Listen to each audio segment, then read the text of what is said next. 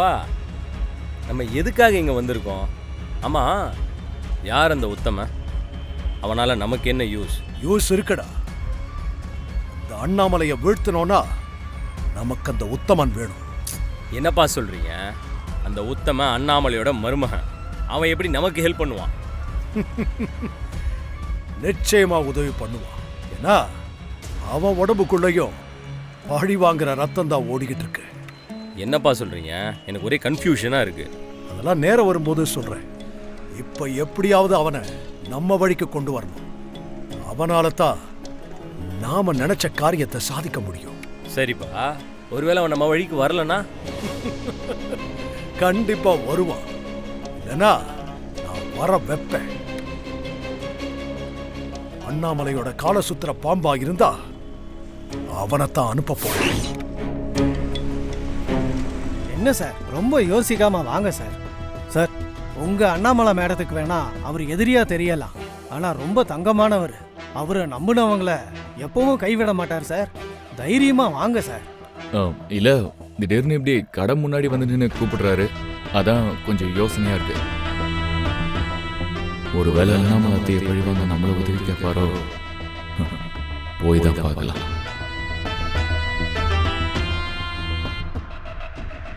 அது வந்துங்க,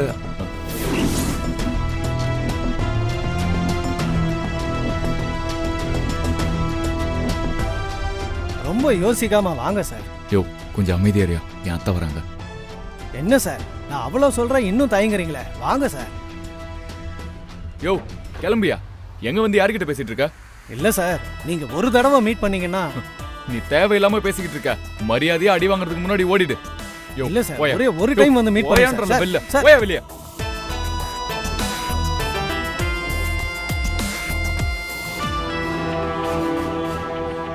என்னடா போனவன் இன்னும் ஆளையே காணும்? தெரியலையாப்பா.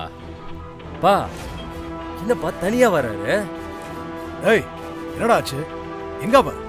அண்ணா, அவன் ஒத்து வர மாட்டேங்கிறான் அண்ணா. என்னது? ஒத்து வர மாட்டேங்கிறான்? என்னடா சொல்ற? ஆமாண்ணே, நான் எவ்வளவோ கூப்பிட்டு பார்த்துட்டேன், ஆனா வர முடியாதுன்னு சொல்லிட்டான். அப்புறம் அண்ணன், அவன் அண்ணாமலைக்கு ரொம்ப விசுவாசமா இருக்கான். விசுவாசமா இருக்கான்?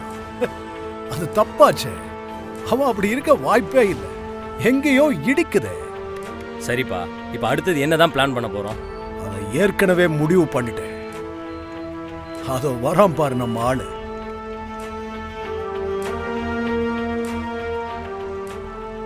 என்னடா சொன்ன வேலையை கச்சிதமா முடிச்சியா? முடிச்சிட்டேங்க ஐயா. பாரு, அண்ணாமலைய பழி வாங்க இதை விட நல்ல சான்ஸ் நமக்கு கிடைக்காது. சொன்னதை ஒழுங்கா பண்ணிட்டியா இல்ல என்கிட்ட போய் சொல்றியா? இல்லைங்கய்யா, நீங்கள் சொன்ன மாதிரி பக்காவாக செட் பண்ணி முடிச்சிட்டேங்கய்யா. அண்ணாமலை மேடம் தப்பிக்கவே முடியாது. என்னது மேடமா? சம்பளம் வாங்குற விசுவாசம்? இனி அந்த விசுவாசத்தை என்கிட்ட காட்டு. இந்தா, எல்லாம் நல்லபடியா முடிஞ்ச அப்புறம் வந்து என்ன குடோன்ல பாரு. சரிங்க. அண்ணா, அந்த உத்தமன் அவனை அப்புறம் பார்த்துக்கலாம். நீ வண்டியில ஏறு. சரிண்ணே.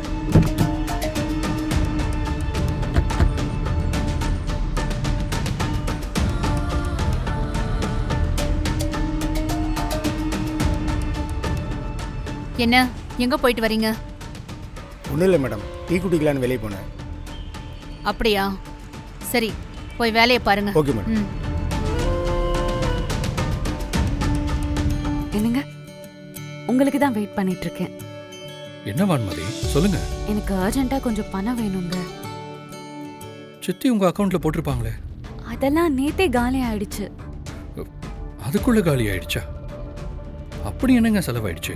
என்னங்க நீங்க ஒரு பொண்டாட்டி செலவு பண்றது கூடவா கணக்கு கேட்பீங்க? அப்படி டவுட் இருந்தா நெக்ஸ்ட் டைம் நீங்களே என் கூட ஷாப்பிங் வந்து எனக்கு தேவையானதெல்லாம் நீங்களே வாங்கி கொடுங்க. டவுட்டு கேட்கலங்க, எல்லாமே தான் இங்க வீட்டில் கிடைக்குது இல்ல, அப்புறம் என்ன செலவாக போகுது, அதான் கேட்டேன். ஏங்க, எனக்குன்னு தனிப்பட்ட செலவு இருக்க கூடாதா? நான் பணம் கேட்க கூடாதா? இவ்ளோ பெரிய வீட்டு மருமகளா இருந்துக்கிட்டு சின்ன சின்ன விஷயத்துக்கு கூட ஆசைப்படக்கூடாதா? வான்மதி, ஒரு விஷயத்தை நல்லா தெரிஞ்சுக்கோங்க. உங்களுக்கு எவ்வளவு வேணாலும் செலவு பண்றதுக்கு உரிமை இருக்கு. ஆனா நீங்க வீட்டோட நிலைமையும் புரிஞ்சுக்கணும்.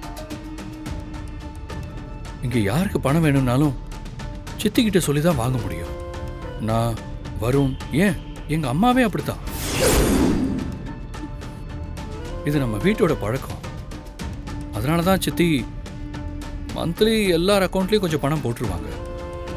ஆனா இது வரைக்கும் யாரும் அதை மீறி செலவு பண்ணதே இல்லை. மறுபடியும் பணம் வேணும்னு போய் நின்னதும் இல்லை.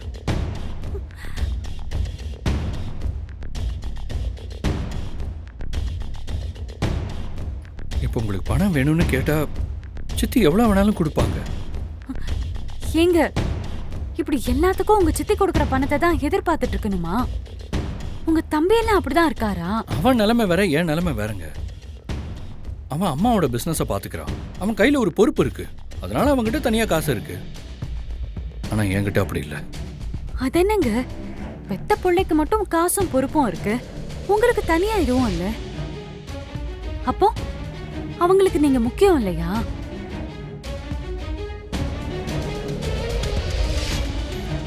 அப்படிலாம் இல்லை வான்மதி. எனக்கும் எல்லாம் இருந்துச்சு. நான் தான் ஒரு தப்பு பண்ணி எல்லாத்தையும் எடுத்துக்கிட்டேன்.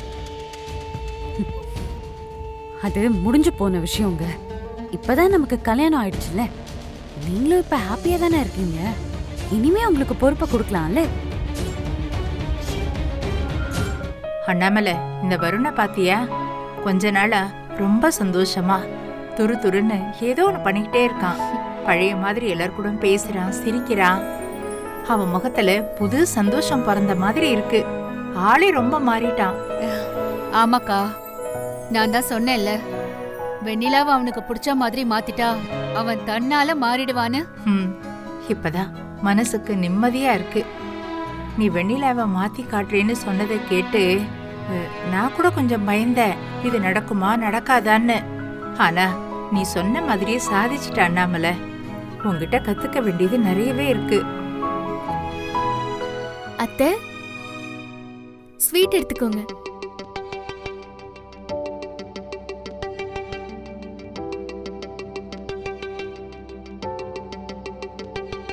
எதுக்குமா ஸ்வீட் எல்லாம்? சொல்றேன் அத்தை, என்ன ஆசீர்வாதம் பண்ணுங்க. நல்லாருமா, நல்லாரு.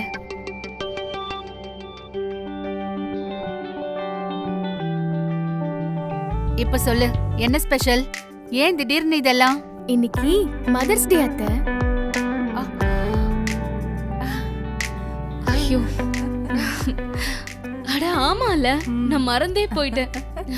ஹாப்பி மதர்ஸ் டேமா. தேங்க்ஸ்மா. ஹாப்பி மதர்ஸ் டே.